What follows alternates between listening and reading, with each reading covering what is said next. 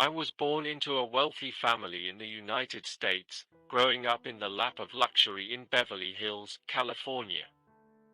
My father, Jose Menendez, was a successful entertainment executive, and my mother, Kitty Menendez, was a socialite. On the surface, everything seemed perfect, but behind closed doors, our family was shattered.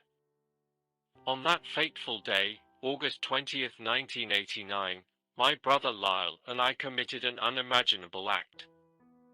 We shot our parents multiple times with shotguns inside our family home. It was a horrific and tragic event that shocked the nation. People couldn't understand what drove us to commit such a heinous act against our own flesh and blood. After the murders, we tried to cover up the crime, making it look like a botched burglary. We went on spending sprees, living as if nothing had happened. But our behavior started raising suspicions. We couldn't hide the pain and guilt that consumed us from within. Eventually, we confessed to our psychologist, hoping to find some semblance of understanding and redemption. It was our psychologist who urged us to come forward and tell the truth to the police. And so, on March 8, 1990, we were arrested and charged with the murder of our parents. During the highly publicized trial, we had to defend ourselves against accusations of cold-blooded murder.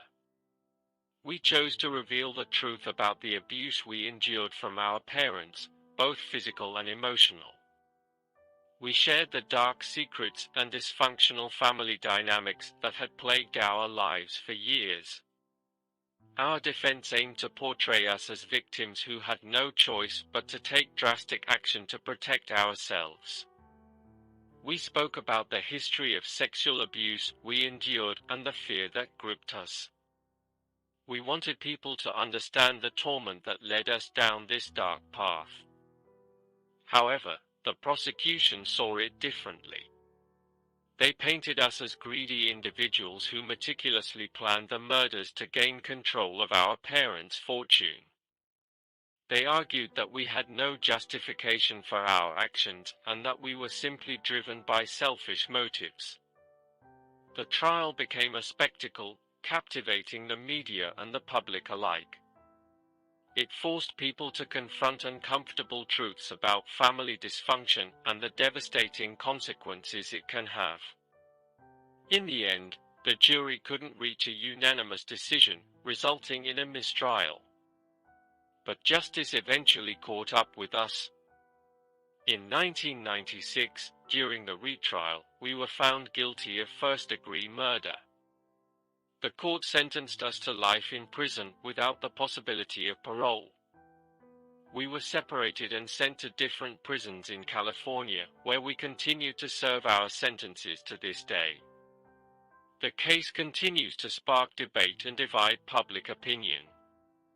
Some see us as victims who had no other choice, while others condemn us as cold-blooded killers who manipulated the system. Regardless of one's perspective, the truth is that our actions tore apart our family and left a permanent scar on our souls.